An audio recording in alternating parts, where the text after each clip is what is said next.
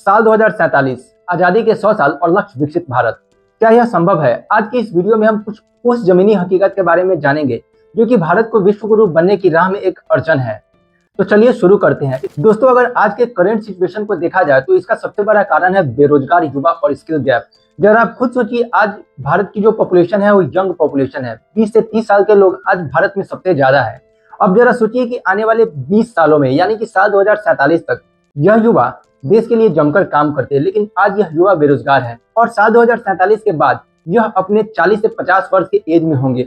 अगर देश इन 20 सालों में अगर पैसा नहीं कमा पाया, अगर यह युवा अपने जवानी के 20 सालों में जमकर काम नहीं किया, तो साल 2047 के बाद यह अपने 40 से 50 वर्ष की एज में पहुंचेंगे, जहां इनका हेल्थ घट चुका होगा, यह बीमार होंगे या फिर कई तरह की समस्याएं आती है। जैसे कि लोग जब बूढ़े हो जाते हैं तब उनका शरीर पहले की तरह काम नहीं करता। तो हम कह सकते हैं कि अगर यह युवा आने वाले 20 से 30 सालों में काम नहीं करे तो साल 2047 के बाद इसका काम करना काफी मुश्किल हो जाएगा, क्योंकि भारत जो अभी युवाओं का देश है तब बूढ़ों का देश बन चुका होगा। भारत पे सबसे बड़ा बोझ होगा बूढ़ों को खिलाना और उनका पालन पोषण करना। दोस्तों, चलिए अब हम दूसरे कारण को जानते हैं। भारत आज दुनिया का सबसे ज्यादा जनसंख्या वाला देश है।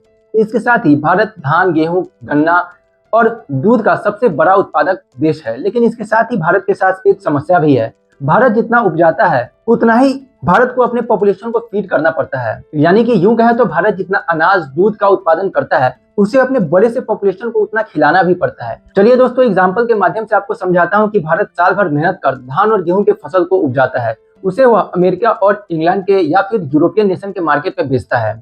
उसके बाद भारत इसे 500 या 1000 करोड़ मुनाफा कमाता है, लेकिन बदले में अमेरिका या फिर यूरोप का कोई कंट्री एक बड़ा सा फाइटर जेट या एक जहाज बेचकर सेम उतना ही पैसा कमाता है।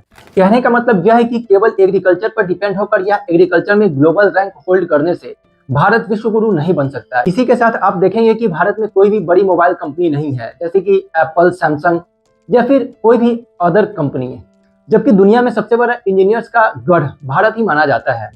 लेकिन इसके बाद भी भारत में इतनी बड़ी समस्या क्यों है? भारत में कोई भी गूगल जैसी बड़ी ऐप क्यों नहीं है?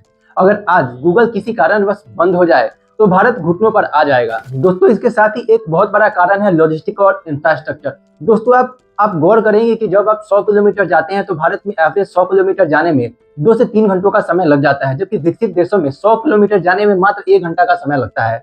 ऐसा क्यों?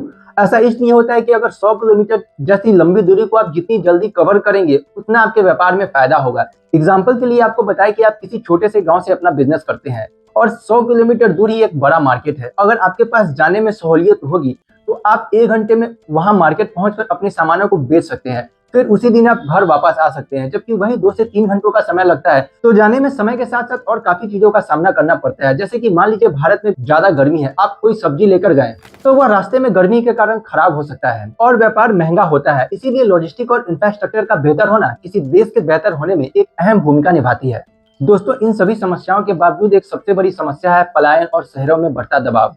दरअसल हजारों लोग भारी मात्रा में एक शहर से दूसरे शहर में शिफ्ट हो रहे हैं, छोटे गांवों से बड़े शहरों में शिफ्ट हो रहे हैं ताकि रोजगार मिल सके, लेकिन उस शहर पे भारी दबाव बढ़ता जा रहा है। एग्जाम्पल के लिए आप दिल्ली को ले लें। दिल्ली में हर साल हजारों लोग बेहतर जीवन और रोजगार के लिए दिल्ली में पलायन करते हैं, लेकिन दिल्ली पर भारी दबाव बढ़ता जा रहा है। दिल्ली का वाटर क्वालिटी खराब हो चुका है, पोल्यूशन भी काफी गंदा हो चुका है।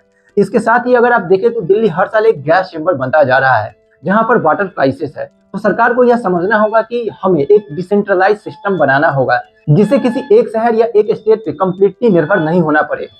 वहीं साथ साथ साफ हवा, साफ पानी और हेल्थ जैसी समस्याओं पर भी ध्यान देना होगा।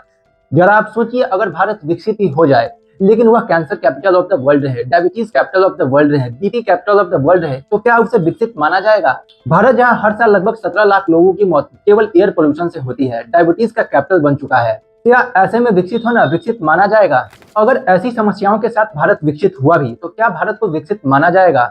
यह एक अहम सवाल है। इसका जवाब आप कमेंट में जरूर दें। आज के लिए बस इतना ही। आशा करता हूँ आपको ये वीडियो पसंद आई होगी। अगर वीडियो पसंद आई तो वीडियो को लाइक करें और चैनल को सब्सक्राइब जरूर कर दें।